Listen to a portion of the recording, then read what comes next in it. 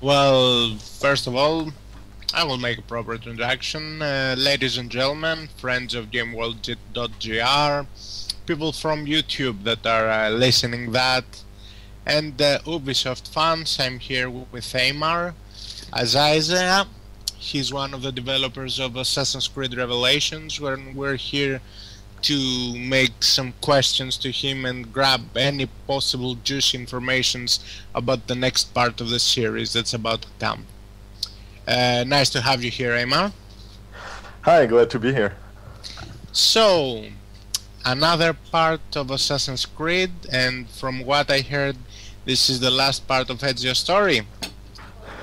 Yeah, exactly, yeah, that's the final chapter of Ezio's story, and the crossroad of a lot of different things. Crossroads for characters. You're gonna see, and you're gonna understand how Ezio, Altair, and Desmond are all really linked together. At the same time, it's I would say geographical crossroad because of the situation of the city itself, where Constantinople is just, in the middle of Middle East and at the same time Western civilization. So there's going to be a lot of things going on. So all three of them are actually connected.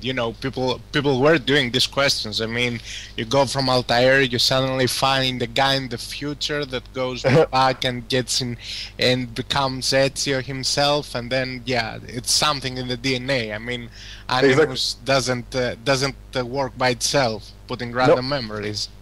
Exactly. So you're gonna see that, of course, Altair and Ezio and Desmond are all linked together. You're gonna understand how, because people are always asking connection about the fact that Altair and Ezio may or may not be part of like the same ancestors, the same family, in the same genealogy tree, like some great-great-grandfather and stuff like that. Exactly. Yeah, you're gonna understand exactly what the link are, but at the same time, you're also gonna have a better understanding of first civilization. So with Juno and everyone, so which is mainly the link with Desmond in the future. So you're also gonna see that. In fact, you know that in Assassin's Creed game we always like to play with fans, especially at the end, having like a huge cliffhanger. Yeah. In that episode, you can expect a cliffhanger, but we didn't want to end it up with what I would call the Lost series symptom, where you raise a lot of questions, but ultimately I was pulling my hair after the ending of Brotherhood. I was like, no, please don't end this. I was thinking like, I'm gonna kick my PC, something is wrong, it's stuck here. I mean, you raised a lot of questions with this cliffhanger, and especially with fans like me that are addicted to this game, and they, no, don't stop here, please don't. Well, that's also something we are really aiming for, because we know that it's cool and it's kind of a signature in the series. I mean, people are expecting that. If we had just a normal ending, people would be like, well, blah. Yeah, we gamers are a little bit masochist, like, give me a cliffhanger so I can wait the next 5 years for the next part of the game. That's exactly it, but we know that through the course of the whole game, we raise a lot of questions, and not only about what happened to Lucy and why did Desmond do that, and what will happen to Desmond next, but we also have questions about the link between Ezio, between Altair, how his life ended up, because as you know, we cannot really show the end of an assassin through a game. Like, if we want to show that he gets older and gets kids, because the life of an assassin, from what I know, is unpredictable.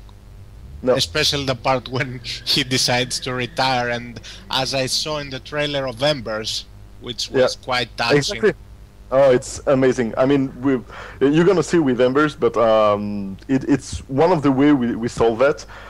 Basically, to put it in a nutshell and trying to be as short as possible, when an assassin's got a kid, like a child, whether it's a boy or girl, his DNA memory goes from his to his child. So you cannot see through the animus what happens to Ezio as soon as he's got kids. Interesting. So that's why we cannot play. We cannot say that the assassin's got kids, and at the same time, showing him playing in the game through the animus. We have to find another way. So a cool way was to use the comic books or the books, and now Embers which is an animated short that's going to tell you what happens to Ezio after all this. Ezio. Exactly, after all the story. So a couple of years after so it happened.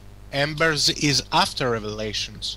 Yeah, it is, and it has been clear from the beginning that it happens a bit after. So, Ezio is way older. You can tell. But straight up is. When Ember's trailers came out, we haven't seen some actual footage of Revelations. So, you know, people heard that Ezio is going to be older, so they thought that the thing that Ezio says in the Embers actually made him go for that last search in Revelations.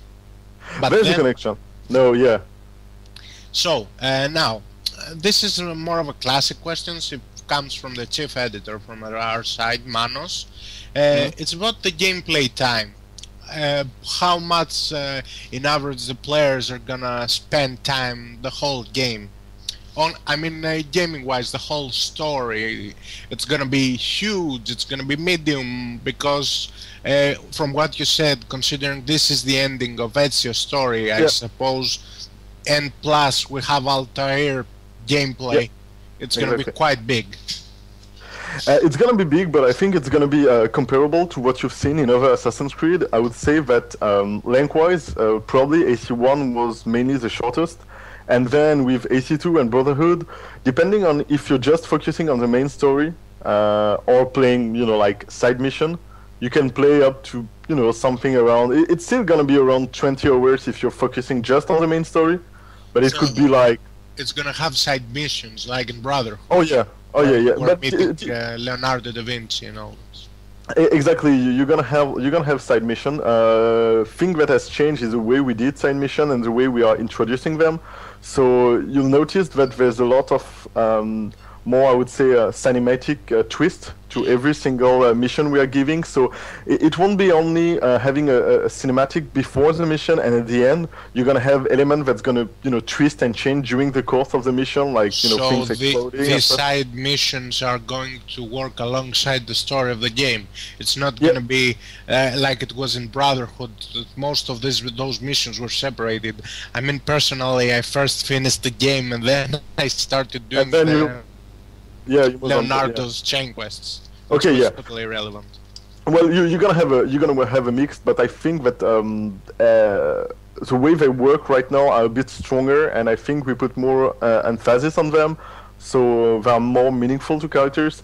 At the same time, you're gonna find a gameplay that was really close to what we have in Brotherhood with the tower assassination mission that you've got. So here we've got what we call the den defense.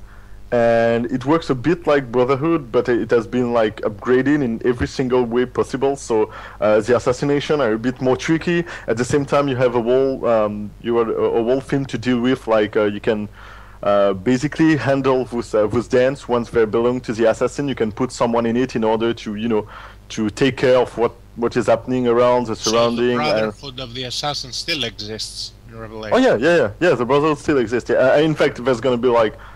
Also an upgraded system for the Brotherhood itself, because the character is going to have more personality. So the assassins that you've got, one of the feedback we've got from fans was like, oh, I really wanted to have an assassin that has like more story to it, and I want to know who he is, and not having a random character. The story of the XYZ assassin. Exactly, and I want to be able to customize them, like to have my own, costume and attitude and everything, and it's something you're gonna be able to do in that game. So, of course, you can.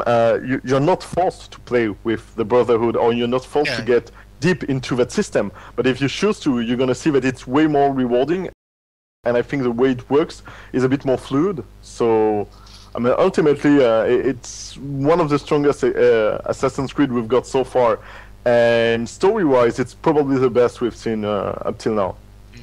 So, I also saw some new weapons in the game. Yeah. Triple wire bombs, putting bombs in the corpses. Yeah. Was it hard to switch to to put this kind of bombs, because I realized that it's not the simple I throw a bomb like in most, for example, in FPS games, that you just throw a bomb. Here, the assassin actually implants a bomb in a corpse, and to tell you the truth, I haven't seen that thing in lots of games, that someone is actually going to trap a bomb. I remember games that you were putting a corpse in front of something to hide it, but it was the artificial intelligence of those games that wasn't that big. But now we're actually putting bombs in the corpse. Well, that's one of the new features in the game, because there's like a lot of them. One of the new features is the new bomb crafting system. So basically what we did is we took the bomb system as it exists, so with the smoke bomb and everything, we changed a lot of elements, allowing you to throw the weapons, to to hide them in corpse, to just throw them at your feet. So there's a different way of using the bomb themselves, but there's also a whole way of crafting them. So you're gonna learn through the game how to craft your bomb. And thing is that in order to craft this bomb, you're gonna be able to combine different elements. Let's say you're gonna use some kind of dust that do like a lot of smoke, and something that is really heavy, and then you can use something else that's gonna had, I would say, little mace, the amount of ingredients, and make the bomb that you wish with lots of damage or more smoke. There's like there's going to be hundreds of combination, and you're going to be able to use a lot of different tricks. So some bombs going to length a lot, some bombs going to be super wide, some bombs, so you're going to have like really tons of things. Some of them is going to look like firecrackers, some others going to have a special effect, like it could be whether poison or damage or whatever. And in order to be able to create this bomb, you're going to have to find whether it's recipes, or you're going to be able also to find all the ingredients you need. And those ingredients are all around the world in Constantinople. So it's a good way of saying thank you to explorer. So players that like to go everywhere, they're gonna find like some super element. People who want to actually see the game in its whole, instead of just going straight forward to the end. Yeah, exactly. And they're gonna be rewarded by like some super rare element that they're gonna be able to use to have their own customized, super bomb, and they're going to be able to talk with their friends like, oh, I found that super rare lotus that allows me to create those kind of bombs. And there's going to be some element of gameplay that allows you to play with resources and things in order to manage that, and then to create your own bomb system. But it's one of the new like big features and big change of Revelation. There's quite some changes in the game. I mean, I've seen some footage from Gamescom. I've been in the beta also, thanks to you guys. I'm in you've given quite some time in this game, yet the game comes, if I'm not wrong, it's 1 year after Revelation of Brotherhood, right? Yeah, it's just 1 year after. How did you manage that? There are companies that are making sequels or series, and it takes them years to make a sequel. And so far, you guys, from what I've seen, you have raised above Brotherhood in almost a year.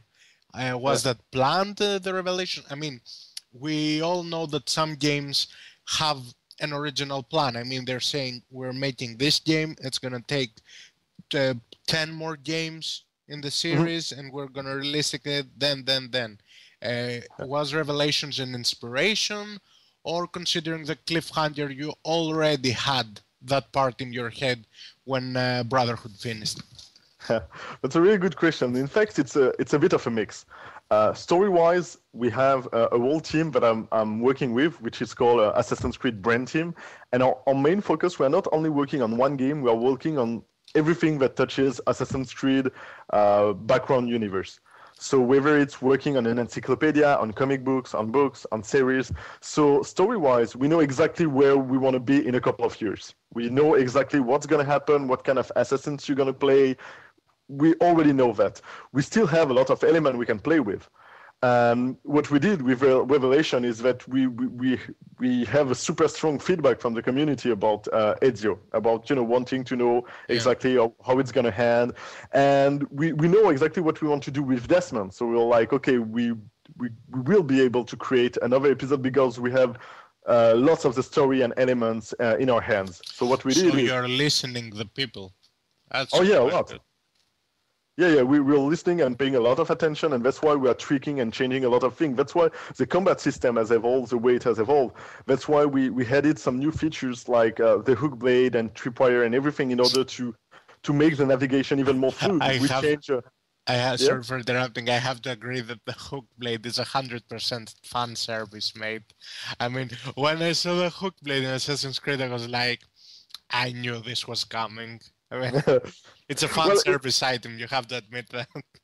honestly, we're paying a lot of attention to what people are saying. The way we are using the Rule Blade is we are using it in combat. We are using it for navigation with wires, but we are also using it when you're running, when you're just crossing a corner in order to give you, like, I would say, more speed when you're turning around. And so there's a lot of elements we are working on. And the way we are able to pull a game in a year with our team is, first, we've got several teams. So we've got, different, we've got the core team that is usually the same, but we've got changing and evolving team, like the production team, and everyone is completely different from a game to another to give, like a special identity to any single game we're making. And at the same time, we've got, like, honestly, a shitload of people working on Assassin's Creed, and that's the way we can do that. I mean, that's why not a lot of companies are, able to pull out a game and raise the bar in every single episode on a yearly basis, because we've got more than 200 people working on the game in Ubisoft Montreal, but we've got people from Quebec, Singapore, Annecy working on different parts of the game. In Annecy, it's like more than 80 people working on the multiplayer. So putting that all together, we've got a huge team of people that exactly know what they are doing. I mean, we know our engine well. We are upgrading our engine every single year with, twist and trick depending on our needs. And if you take a look at the cinematics in Revelation, and if you take a look at the characters model, you're going to see that we have raised the bar. I mean, graphically speaking, it's probably the best Assassin's Creed and best looking Assassin's Creed so far. And in the same time, because we already know our engine, we know where we are going, and we've got teams that are, dedicated, passionate, and they really know their job. Well, it's the only way we were able to pull off, a game on a yearly basis. Otherwise, it wouldn't be possible. So, it would at least take 2 or 3 years to do a game like that. So, as Caesar said, divide and conquer, right? Exactly, that's it. Yeah, and it's quite a conquering in the gaming community. I mean, lots of people are speaking of the series, and oh, there we go. There's a Twitter question. Angie, Angie from Twitter. Oh, it's cool. Yeah. She asked me if there's going to be a surprise, if there are going to be surprises as amazing as in the Brotherhood. In the game, yeah, I'm definitely, no. There's going to be amazing surprise. There's going to be a couple of sequences where I'm pretty sure that a lot of fans gonna go to drop a tear. I mean, some of you are gonna cry at some point in the game, and I'm 100% sure of that. I suppose we're not speaking about the naked Ezio or Desmond for a fan service for the ladies, right? Oh, no, honestly, you're gonna see there's some really moving moment, because we knew exactly that those kind of sequences that we got in our mind for a couple of years were super strong, and we're super happy to be able to, like, give all the answers, and to show that in that way is honestly pretty kick-ass for us. So I'm really waiting upon fan response when the game's gonna be out, and what you think of the story of the animated short Embers. But so far, I'm really confident on the quality of the story itself. I've personally cried on the Embers trailer. I mean, honestly, when we showed the full animated short to people in Ubisoft Studio, honestly, some of them really cried. We showed that to a couple of journalists, and some of them were taking a walk for a smoke just before coming back, because they didn't want us to see them, with all that emotion in them. Yeah. They were like, I'm a professional, I shouldn't be touched by a video game. So it's super cool. It's really super cool. Now I have another question in the forums. It's from Kostis. He says, if it's been too much with Ezio, and they're saying that the change in the city location, it's quite good. I mean, taking it to Istanbul, Constantinople, sorry. As a Greek, I should say Constantinople. Of course. You know. So I suppose, and they're asking that he thinks that the star needs to change. So I suppose, considering to what you said us at the start of the interview, that this is Ezio's last part, and it's going to be another assassin in the future. It's Ezio's last part. It's we are concluding Ezio's story. Once we're done with that, I'm not saying that Ezio will never appear in another game. I don't really know what's gonna happen, but he's not gonna be like from now on. We think the pure disappearance of Ezio. Exactly. It's like from now on we think that we've told his whole story. I mean, from his childhood to his death to everything in his life. So we love that character a lot, and we know that fans love that character a lot. But we also have a couple of surprises for them. And as you see in Embers, Embers gonna display the birth of a new another assassin. So you're gonna see that there's gonna be other assassins. There we go. That's a good spoiler I wanted to hear. So why you especially think? Oh no! You finish your first. No, I just wanted to say, especially when you see that Ezio is creating a brotherhood, and there's like a lot of assassins, and the order is pretty strong. If you take a look at the comic books, well, you'll see that, and we announce an upcoming series. You'll know that there's like other assassins, there's other cells, and there's other stories that we can tell. So. Here in Greece, we don't receive those comics, so it's there's a good way to get them through UB Workshop. Nice. Yeah, it's an official supplier working with Ubisoft. In fact, it's people from Ubisoft working in the studio, and they're working closely with our team. So everything that is going out in comic books form, in fact, is approved by our team and has been worked and designed with our own writers. So it means that everything you're gonna see is like, I would say, canon. A part of the story. Yeah, it sounds like Inception, a work within a work within a work. Exactly. Yeah. So everything was together, and yeah, if you go on UB Workshop, they ship worldwide, so you shouldn't have trouble in Greece. Nice. So now another question. I saw a small trailer with Desmond. Yeah. So this trailer. What the hell is going on with Desmond? Has he been captured from the Templars? Is he captured in his conscience because of the apple? Yeah, I know it's a huge spoiler. If you can't answer that, yeah. Nope. It's a huge spoiler. But to be honest, I've read a lot of theory on the forums and on internet, and some of you are right. I mean, some of you already got the answers. It's quite tragic. It makes people happy. I'm personally doing it in another game. I'm a huge MMORPG fan. I'm playing World of Warcraft for ages now, and when it appears something that I've predicted in the story, I was like, I got it now. And the player becomes happy because he thinks inside of him that you guys heard him. Even if he just predicted the thing, inside of him he says like, oh, you see, we think alike. This company thinks alike the players. Well, it's kind of easy because a lot of us are, reading the forums and going through the forums, talking to the fans, being really taking attention to what happened on our Facebook page and everything. So people may not see it, but we are doing it a lot, and Escoblade would be able to confirm that we are super open-minded with our fans. We are talking a lot to them, and we are trying to get all of their feedback in order to increase the quality of our game and to answer their needs. At the same time, we are also always having surprises. And sometimes we are not going in something very expected because it's always cool to surprise people. We don't want just to, to do a 1.5 version of a game where we are just, improving a couple of elements because that's what fans wants. We want to do that, and on top of that, we want to come up with surprise in order to always, stay fresh and competitive. Personally, I'm quite surprised with the job you guys did in 1 year. I mean, a whole new gameplay, a whole multiplayer, which we're going to discuss in a while. I mean, the game is sick. Yeah. I love this game. I know people are gonna scream to me even in the work that I'm fan servicing right now, but the game is perfect. Oh, it has the flaws, of course, of a game, but which we haven't seen it. But come on, for me, if they're going to make me review this game, it's 10, 10, 10, 10, 10. I'm gonna talk to our PR to get sure that you got a game then. Oh, thanks so much. Yeah, it would be nice. A small token of appreciation. I would appreciate a collector's edition because I need them better. Yeah, same thing for us. But Embers will also be available on Xbox Live and PSN.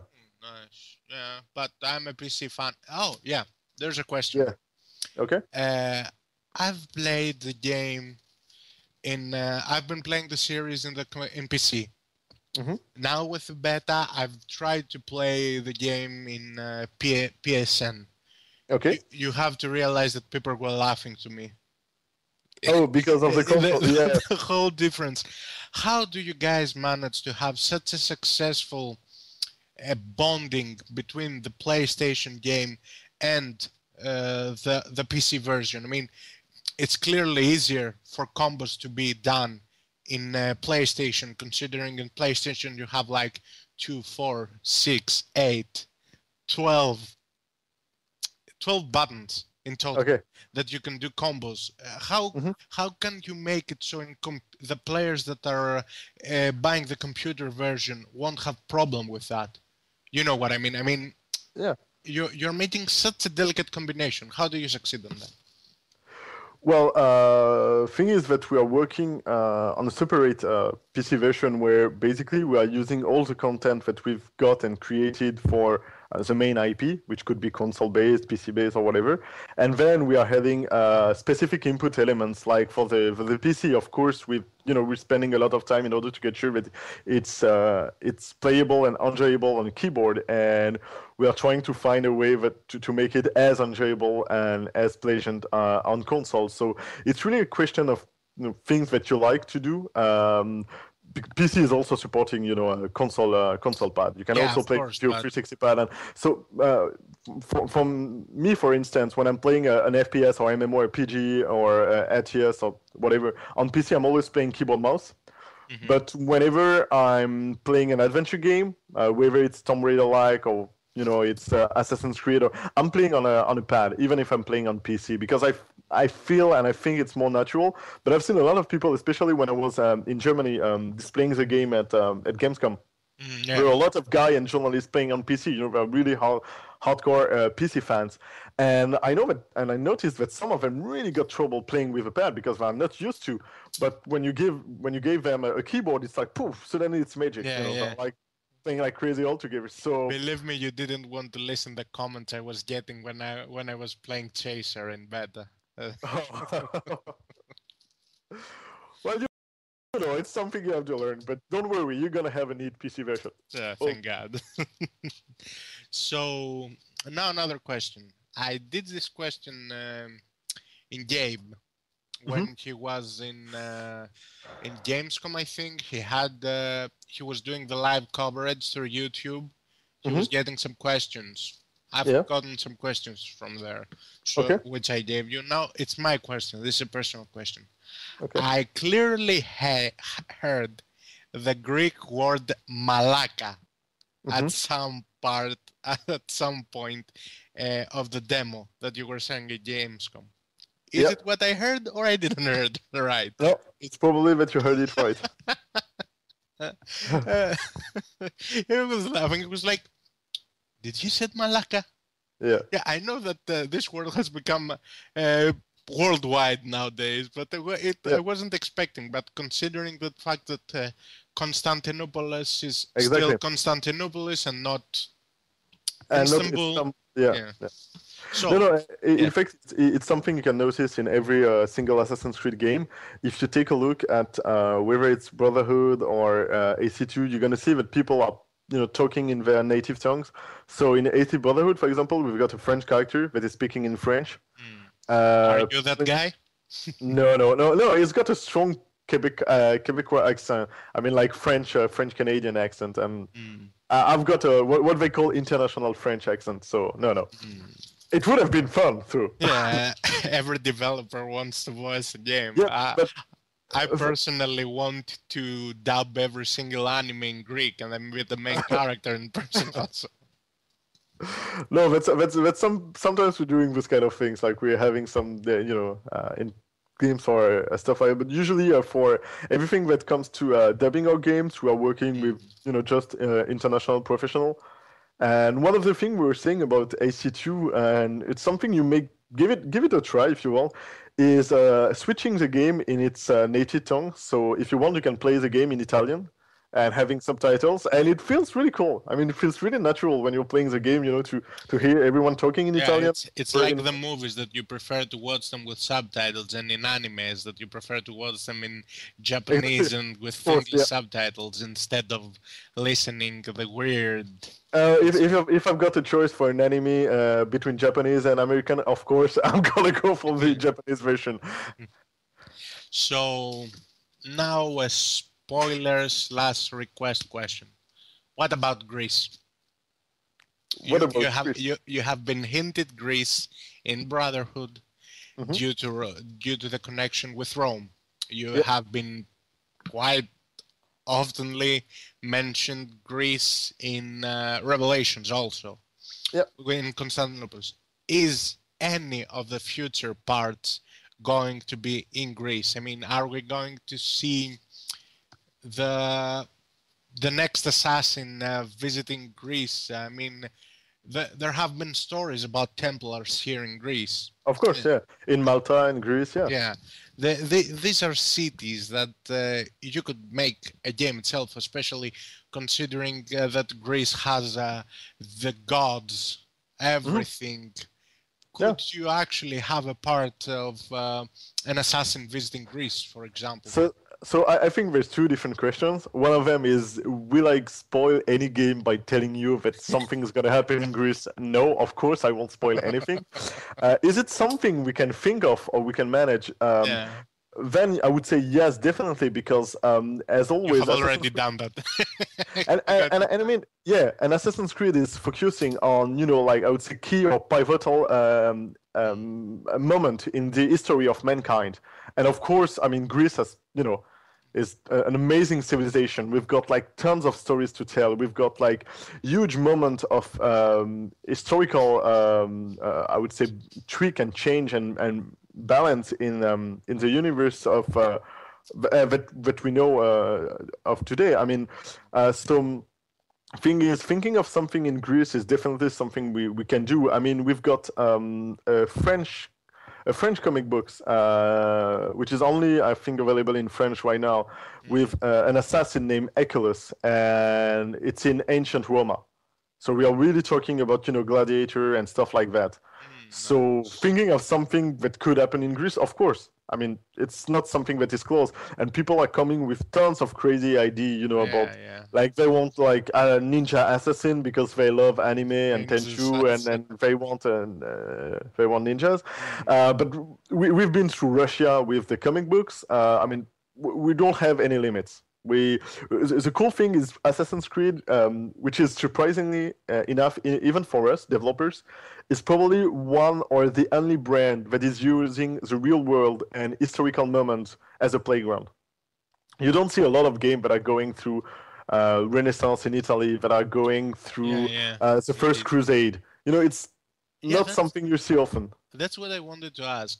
So far, we see that there's a time pattern Hmm. in all Assassin's Creed. You start Yeah. with Ezio, Hmm. where Altair, sorry, then you go to Ezio. Now Ezio is older, and from Hmm. what you said, someone is gonna take over after Ezio. Hmm.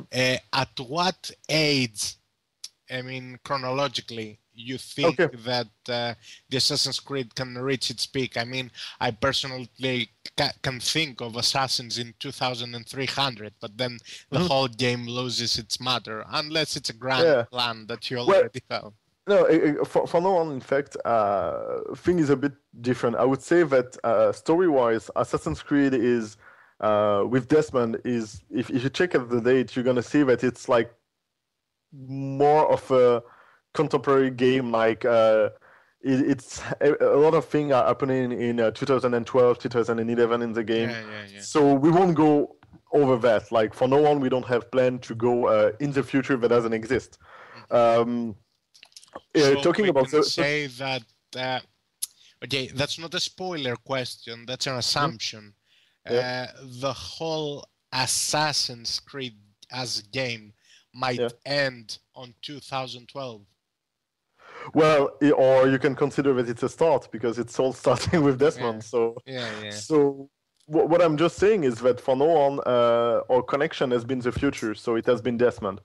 At the same time, we have been going through time, and people are almost coming with like a rule, like okay, AC1 was First Crusade, AC2 was Renaissance, so AC3 is going to be after that.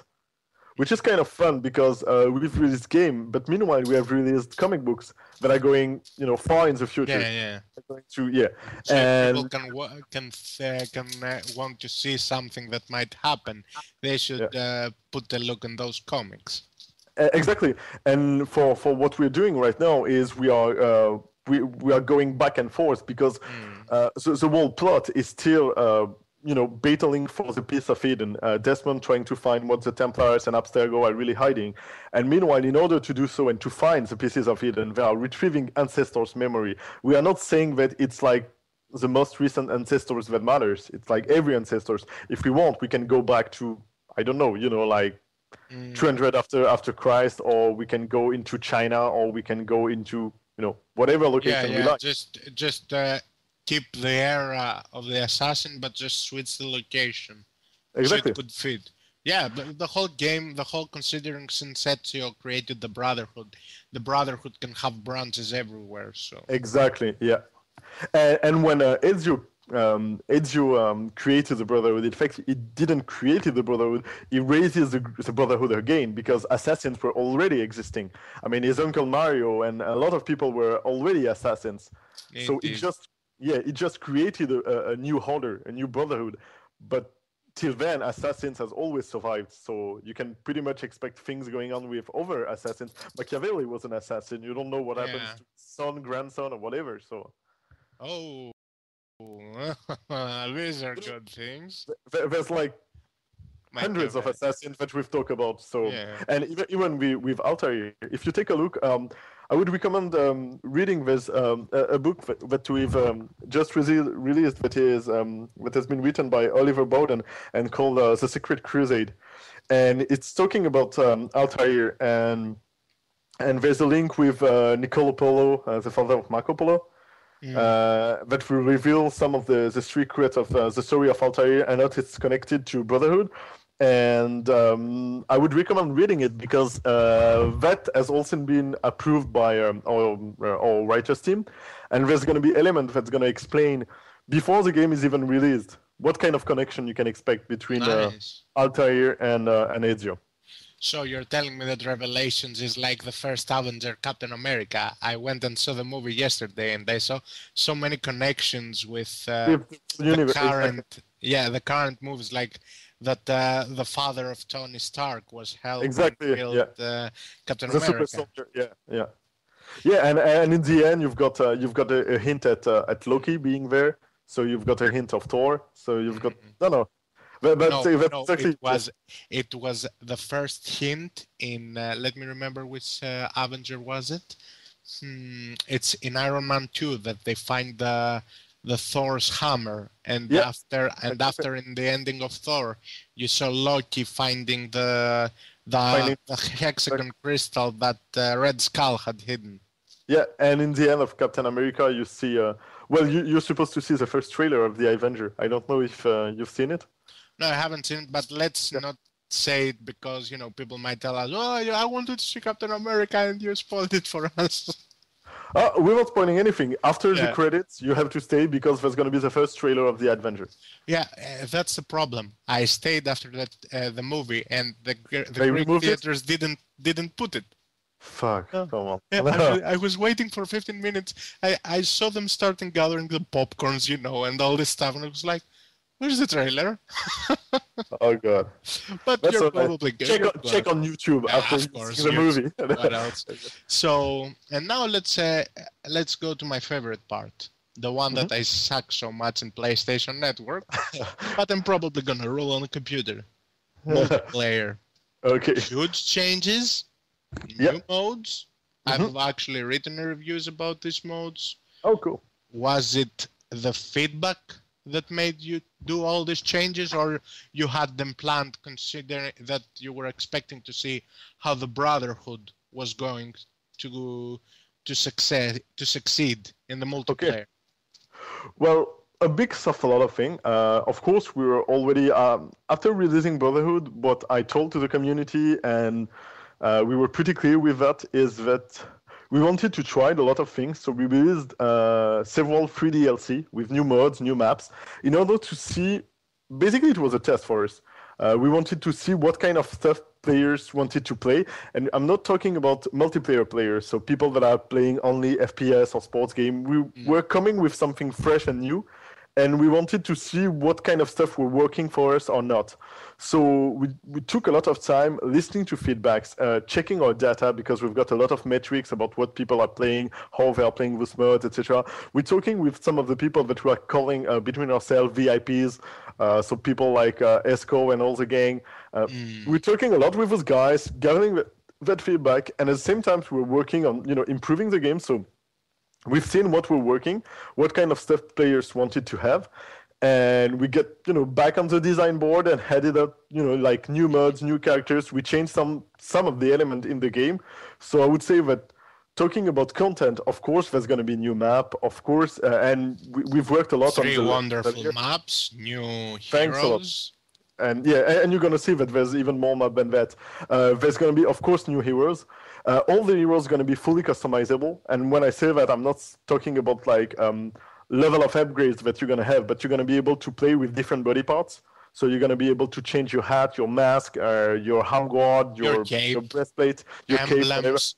Emblems that you can customize with your clans or whatever, colors. So there's going to be a lot of things. At the same time, you're also going to have specific animation depending on the weapon you're holding. And for lots of characters, there's several weapons, meaning that you've got several sets of animation depending on the weapon you're equipping. You're going to have like more abilities. Abilities going to have more upgrades than before. We've changed the way perks were working. So basically, we've got, I would say, more effective perks that are taking a bit more time to be activated or triggered, but they are way more effective. For example, one of them, when you killed, I think 3 times in a row, so basically you get your ass kicked, it's going to allow you to find the trail of another assassin, and you're going to be able to see some clues and some element like shining in the map. Yeah, like, that's going to point you towards. Yeah, I'm here. Come on, kill me. I'm bored of killing you. Come here. Exactly. No, that's exactly it. And then it's like, okay, help that guy finding his, in order to have some more balance in the game. And for now on, feedback is pretty good and it's working well. We are still tweaking a lot of elements. Like we've just released a patch yesterday for the beta, and we changed some of the way we are calculating points, because from the data we are gathering, some of the things were a bit unfair. So we are trying new things. People are like super surprised, like, oh, you broke the game, you fixed the game, you've changed everything. It's like, yeah, it's a beta. We are, tweaking things before the final games get released, and it's still something we can do after the game has been released, of course. So we are trying to find a good balance, and we also added a couple of new modes because we think that our main mode or strongest mode were wanted at first, and now we added a lot of more team-based mode. We added some stuff that are really more I would say the relic. Oh, which is quite good. Oh, it's super good. And there's other mode like Deathmatch, which is like super fast-paced, action-oriented. It's only 1/3 of a map. You don't have to bother with the radar and everything. It's like super fun. There's a lot of action. So we tried to go into other direction in order to have a more diverse game and gaming experience so far. And there's something you haven't seen in the beta so far. And feedback that we've got from journalists and people that have tried the game are pretty good on that. It's story. In the multiplayer, the whole Templar story within the beta. Exactly. That you can see the story through the eyes of the Templars. See, I know that also. Exactly, and you'll see that there's going to be a lot of video that you're going to unlock, and a lot of elements and puzzle and things that you're going to unlock by playing the multiplayer.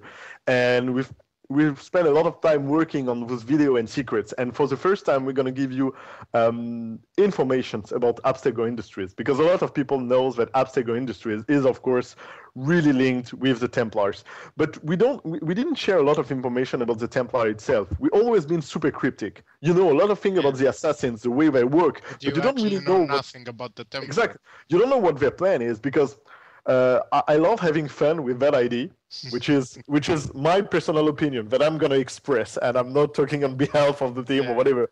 But I think it's super fun because a lot of people are playing assassins, and they never wonder why assassins are doing what they are doing. Yeah, and why They're playing Templars are doing what they're exactly, and they don't even really know if they're the good guys. I mean, you're playing a guy called Assassin, and you're killing people, and you think it's just a to good send a guy. message, and you're like, yeah, but I'm a good guy. You're like, why? Why are you doing that? You think you're a good guy. I know why Ezio is doing that, because it's a personal revenge. I mean, he was on a path of revenge, so it's a personal story. So, of course, you can relate to that characters.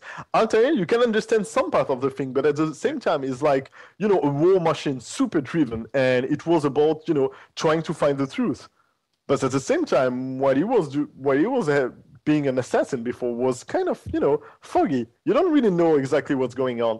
So I think that it's kind of cool to give the Templars perspective, because it doesn't mean that the Templars are the good guys, and I still think that are the bad guys.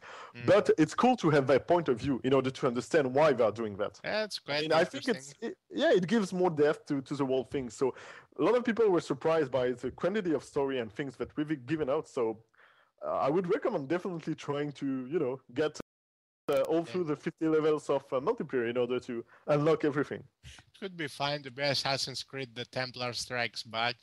The next game. That would be quite funny. I can imagine people screaming, "No, I don't want to be a Templar. I've been fighting Templars for over a year. I want to be an assassin again." Yeah. So, and that's the question I did you off the record. I'm going to do it now. Tell me, Aymar, has any of you thought of an Assassin's Creed MMORPG? Yes.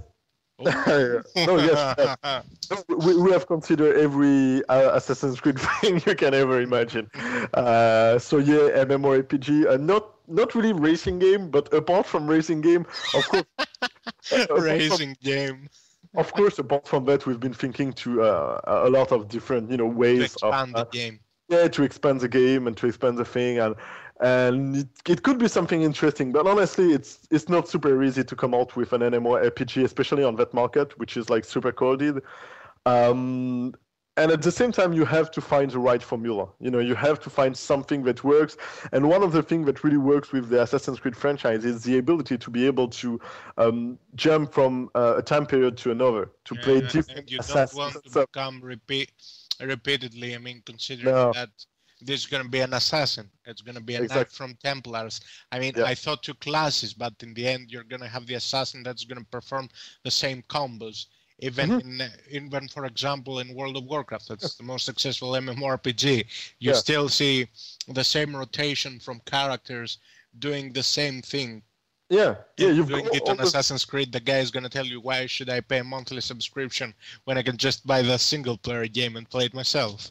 No, that's it. And you don't want to have, it's kind of, if you want to repeat what has been done, you're going to end up with, like archetype class with, the tank, the healer, the DPS, 4 DPS. And it's not something that it could be fun, and at least we have a clear opposition between assassins and Templars. So of course you can have two sides, and we can start working on that. But then when you come to the time period and jumping from an era to another, and really what is the DNA of the brand? Because the DNA of our brand is really historical moment and pivotal moment in history. So like strong background and story.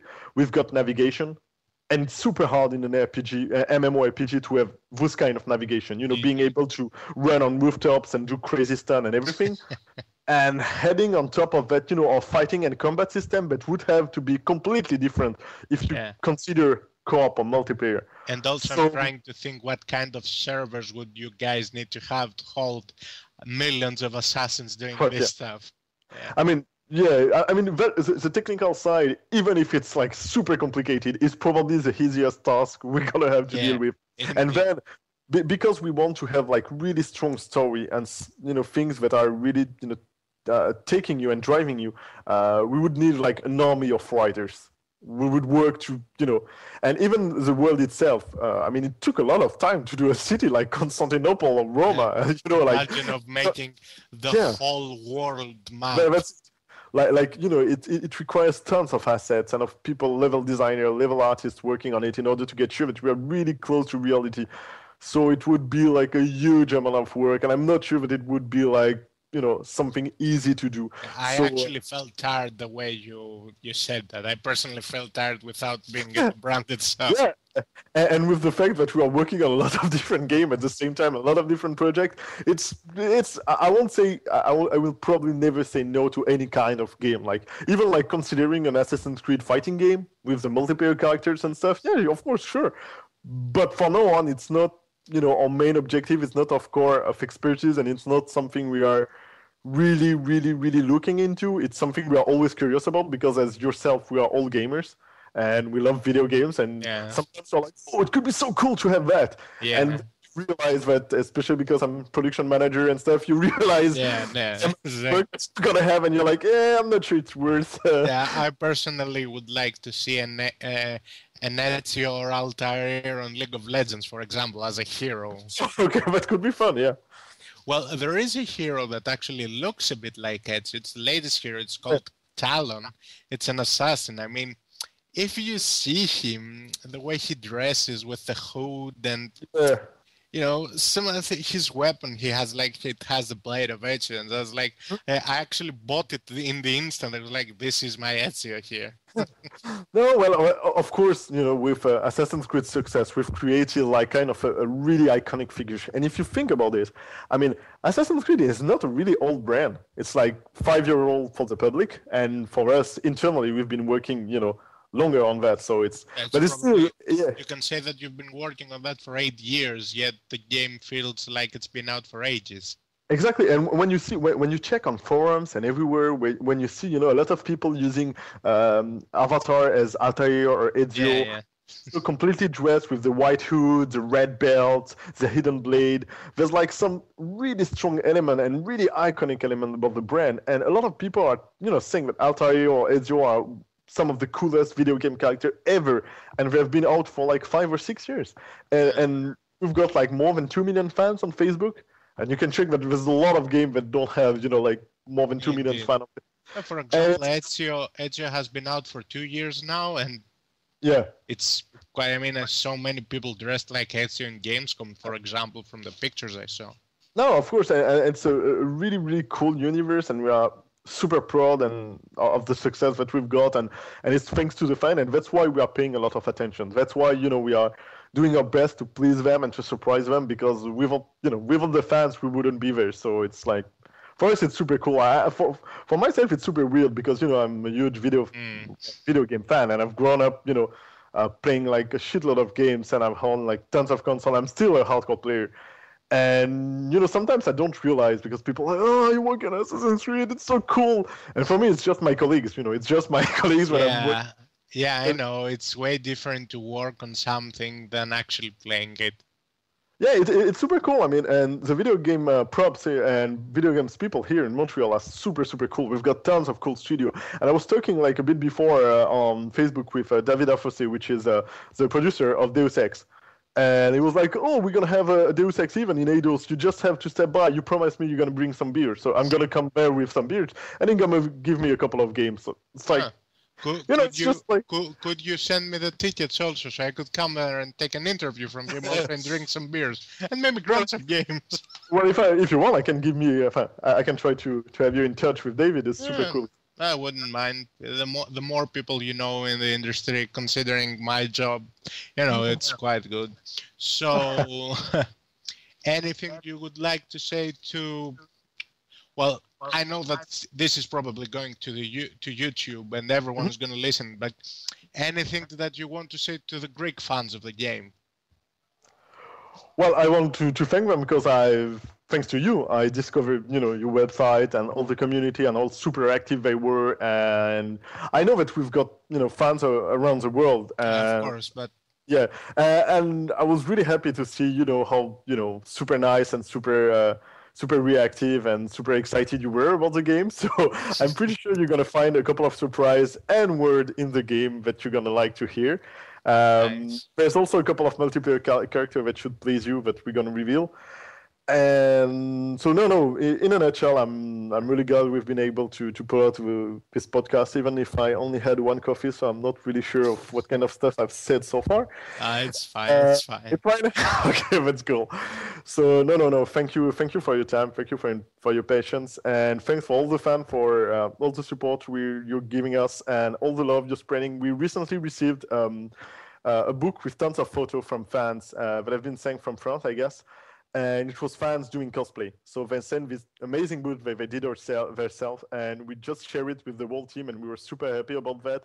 So any single time we've seen, a nice message, whether it's on Facebook, on the forums, or whatever, you can pretty much sure that one of the devs going to see that, or UB Gabe or UB Delight's going to see those messages, and they're going to pass it by to the team. And we are really, really hard working to get sure that you've got the most amazing game for the end of the year. So it always pleases us. So don't hesitate to spread the love. Thank you Thanks. very much. It was a pleasure.